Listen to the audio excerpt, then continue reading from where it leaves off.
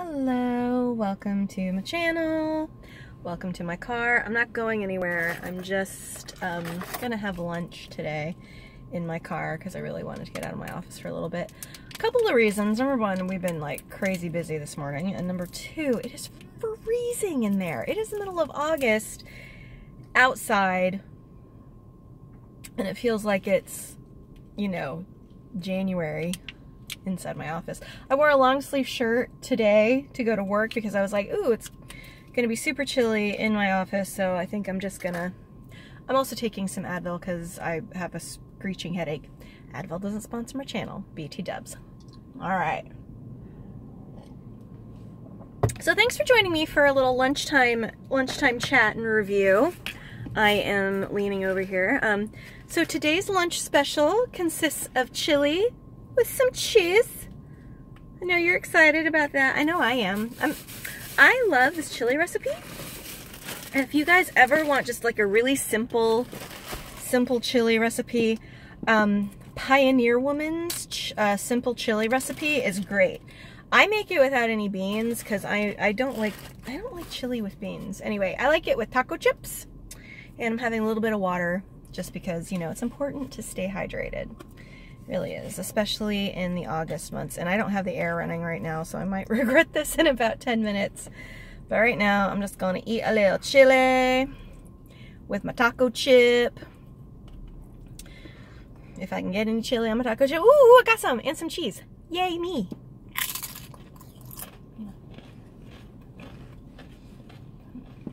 Okay. So let's get into it, all right? So, a couple weeks ago, my husband and I started watching Escaping Polygamy, totally by accident. Totally by accident. We are very into the, like the adrenaline pumping shows. Night Watch is a favorite. We really got into Night Watch recently. That's a good show. Highly recommend it to everybody. But we accidentally started getting into the show called Escaping Polygamy. And if you guys haven't seen it, I highly recommend watching it because that is some seriously messed up crap. Oh my god.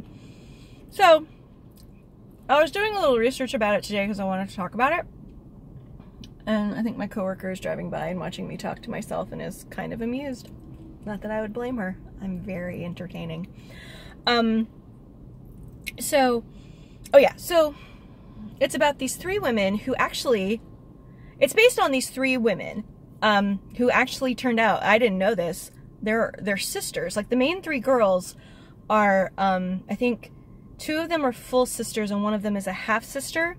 So they are children of like a big dude who is part of a polygamist order called the Order in Utah or Colorado.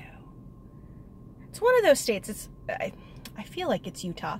Anyway, they escaped because their aunt, these two girls escaped because apparently their aunt signed a protective order. I'm waiting on one of my patients. I don't think she saw me though. That's okay. Anyway, their aunt got a protective order for these two girls to be taken out of the home because apparently this 14-year-old girl was getting ready to be betrothed to her 42-year-old uncle. Ew. And that's like a big deal in like polygamy. Girls get married really young and they have babies really young, and I'm like, okay, so if you're gonna get married young, I don't typically, for me, I don't really have a huge issue with that because if it winds up not working out, it's something you can learn from. However, when you're in a cult-like situation, you can never get divorced. And with the polygamists, you know, they can take as many wives as they want to, or they're assigned to. There's so many different sects of LDS. It's very weird. Like, I don't really quite understand it all. But these girls are awesome. Well,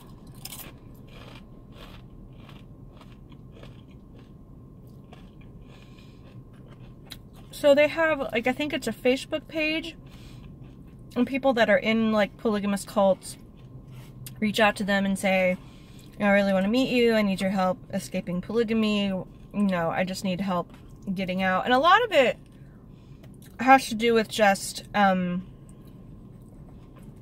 escaping the really messed up things that are going on inside. Like last night's episode, this girl she was 20 years old, which I was really surprised and amazed that she hadn't been like betrothed to anybody yet. So I feel like they kind of got her out by the skin of her teeth. But she she was the oldest of, was it 7 children? She's the oldest of like 6 or 7 children. And she knew that the polygamy lifestyle wasn't for her. She wanted to get out. She wanted to go to college. She wanted to make her own life and make her own way in the world, which is, when you're not given that opportunity to do it, you look at somebody who is given that opportunity and you realize that you don't want to take that for granted.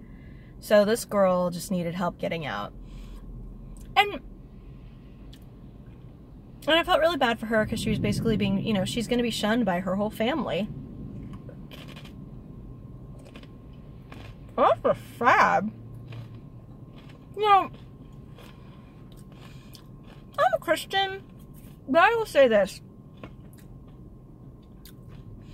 I look at different religions and different cultures, and I can accept them for what they are because, not everybody is going to believe what I believe. But the thing is, if you have genuine, respect for that person's belief, it's not going to matter. I cannot genuinely have respect for anybody that is in a polygamous cult because that is abusive. And I feel bad for everybody because they're all being spiritually abused on the regular and they don't know.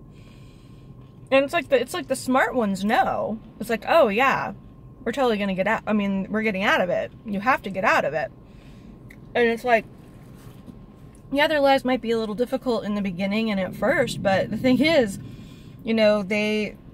they're good people and they're getting themselves educated and they're living their life and they're contributing to society. And it just all this polygamy, cult BS looks really damaging to the government. Because I feel like a lot of fraud can be committed because of it. Even though, polygamy is against the law. Polygamy is against the law in most states. But it's one of those laws where they just kind of turn a blind eye to. That's not cool. But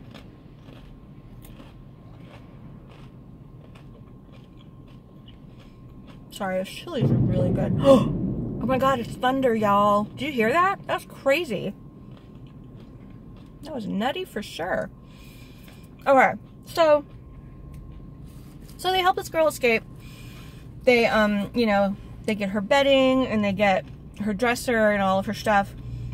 And, this is what I don't get. So, according to certain sects of polygamy, like the FLDS, the fundamentalist, Latter-day Saints, they, the women are not allowed to work, but everybody still has these, really nice homes, and they have these really nice cars.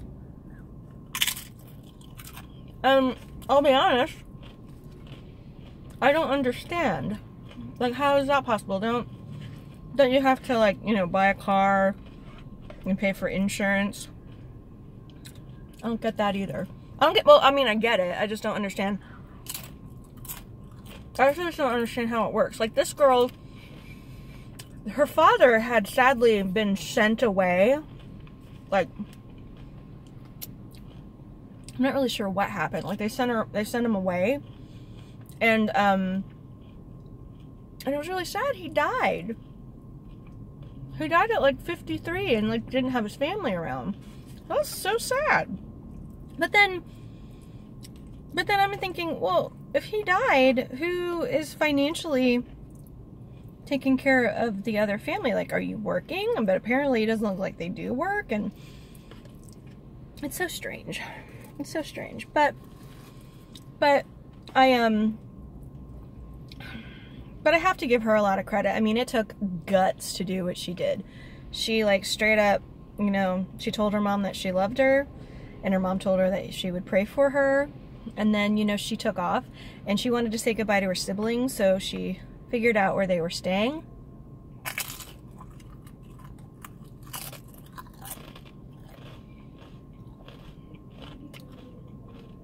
Sorry. This chip is really good. There was a lot of chili on that one. That was awesome. So, she figured out where they were staying, and she, you know, found them, and it was just awful. And because they didn't want to talk to her because she was considered, you know, an apostate. Somebody that's not with the church anymore, so they're an outsider, so they can't be talked to.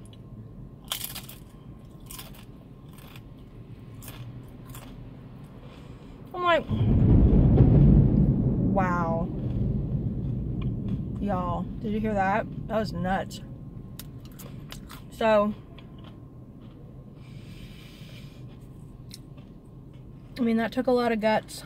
It takes a lot of guts to believe in yourself, especially when, you know, you don't really know what's going to happen on the other side. But it just takes me back to, there's a quote that says, on the other side of fear is freedom, which I always kind of refer to when I'm going through a difficult situation. So I definitely see that happening with her. But at the end of the show, they give you kind of an update about what's happening, and apparently she's working full-time.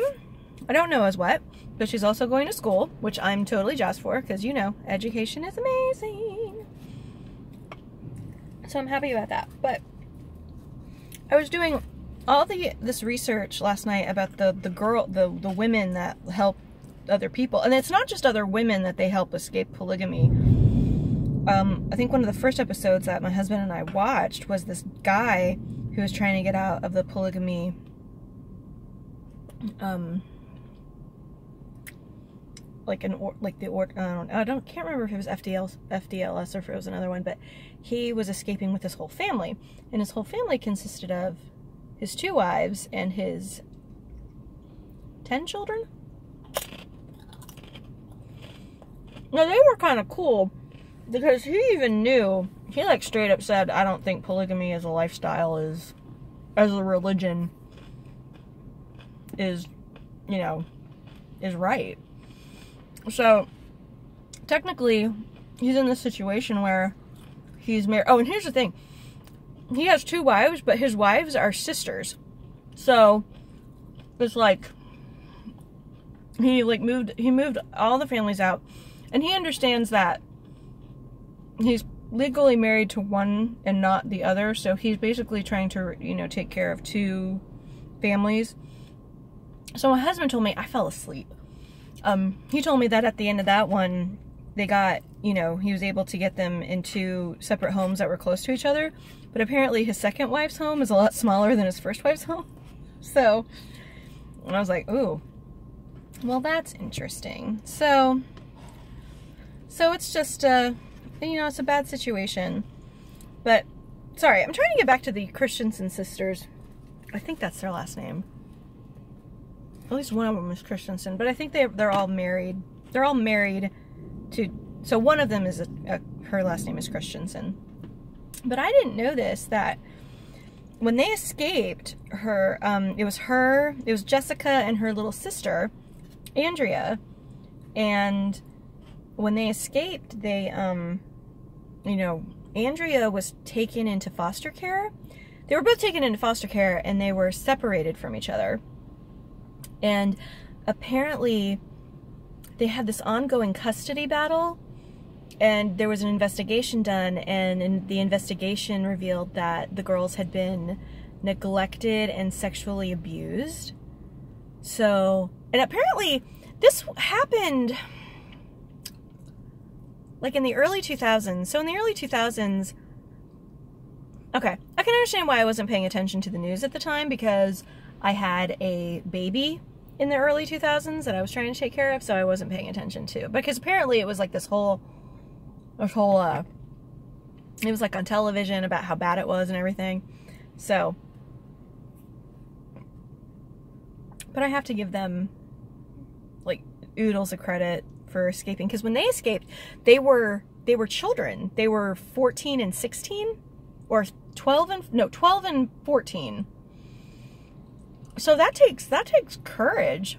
And God bless, you know, God bless their aunt for helping them get out. Kudos to you girls. You guys are awesome. So I guess the other thing that I'm always kind of weirded out by, you know, LDS and everything, or FLDS I should say, I feel like the Latter-day Saints isn't quite as culty until you get into that fundamental crazy time. Because, I mean, I know a lot of friends that are Mormons. I mean, I might have one or two friends that are Mormons. And the thing is, it's like, I don't have a problem with it, but like once they start the whole, you know,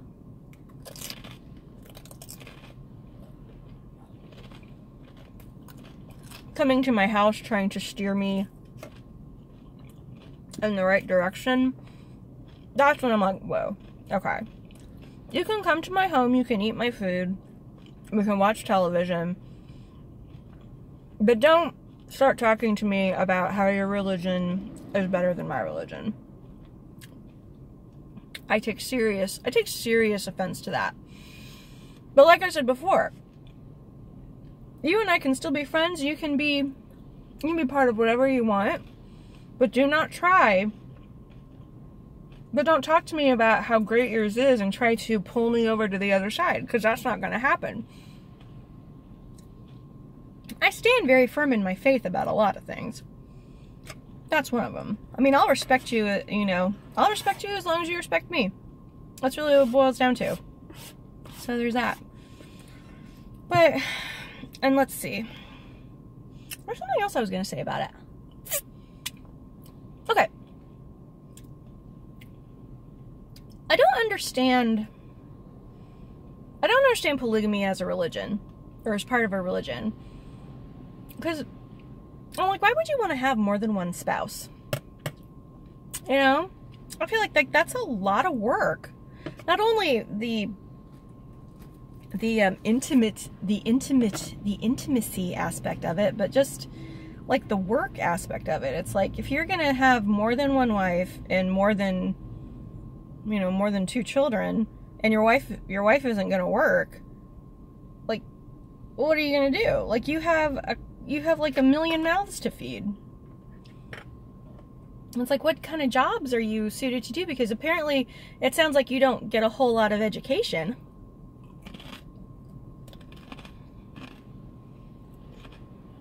So, yeah, I guess I just don't get it. Yeah, yeah. That's just weird. But that's how it goes down. That's how it goes down there. But it is weird. It's weird to me. I mean, anything is going to be weird to me because I wasn't, you know, born inside of it, so I don't really understand it all that well. Ooh, is that chili? I totally had chili on my shirt. That's kind of awesome. Okay, legit. There's a guy walking in front of me who looks like he's getting ready to go to spin class, but he's drinking a Slurpee.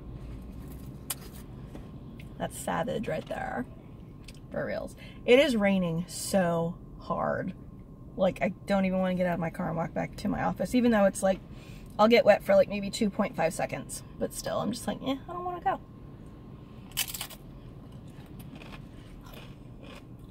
I just don't want to do it. But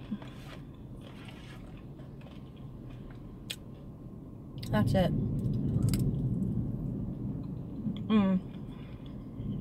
What else did we watch last night? I think that was it. I really wanted to watch the season finale of Escaping Polygamy, just because it's so heartbreaking. Well, that's not why I wanted to watch it, but I just wanted to see what was going to happen. And after that, the show about a raid. And I wanted to watch more about that, but I fell asleep. I was so tired. And this morning, oh my god, you guys. So I set my alarm for 5 a.m. My 5 a.m. alarm went off, and I thought I hit the snooze button. No, I did hit the snooze button. No, I thought I hit the snooze button. So in my brain, when I was drifting back off to sleep, I was like, well, when it goes off again, I'll just turn it off. So 5 minutes passed, or so I thought, and I turned it off, because I was like, well, my other alarm's going to go off at 5:30. Yeah, that didn't happen. That second alarm was the 5:30 alarm, and I turned that off. And I didn't wake up until my husband's alarm went off at 6 o'clock. And I'm like, oh crap, I have to leave in 30 minutes. So I jumped out of bed, took a shower, didn't wash my hair, didn't put on a stitch of makeup. But I was like, you know what? It's just gonna have to be Tuesday makeup free. We're okay with that.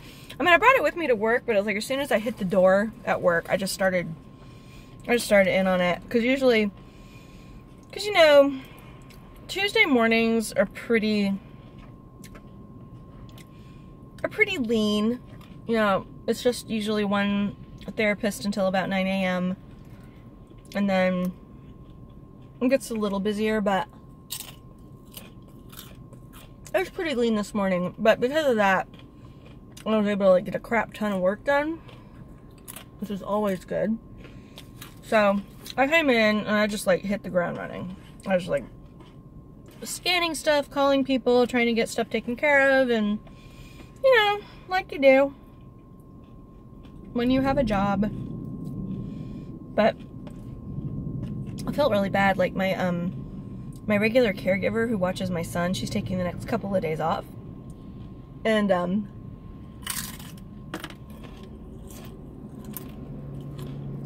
I worked it out so that we would have coverage from a different agent, from a different person from the same agency we use. It was just a crap show. It did not go well. She wound up not showing up. It was just a hot mess. A hot mess for sure. So, God bless him. My husband wound up having to stay home, and I offered to come home, but he was like, no, because he has PTO left. I actually don't have any left, but I'm slowly building it back up.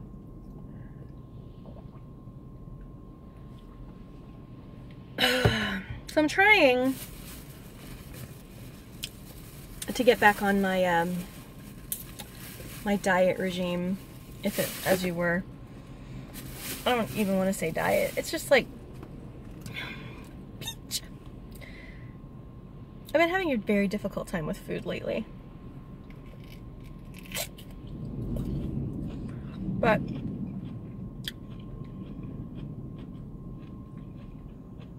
I mean, I know why it is. My sister-in-law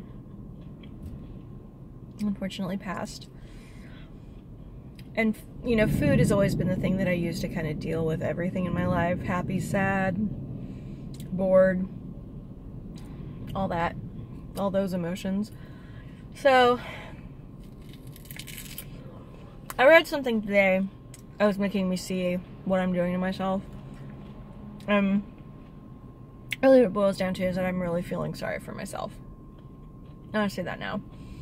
Because, you know, I don't want to be put in a position where someone else has to take care of me for the rest of my life. That I do not want. Because as a... Oh. It is just a storming outside. Because I'm a mom with a special needs child, you're constantly thinking, at least I am, I don't know if every autism mom thinks this, but I know I do, that, you know, you're constantly thinking, I can't ever die. I can't ever die. Because who's going to take care of my child? Like, even when I'm 90 years old, my child will be 75. And it's like, you know, he's still going to have autism. That's not going to go away.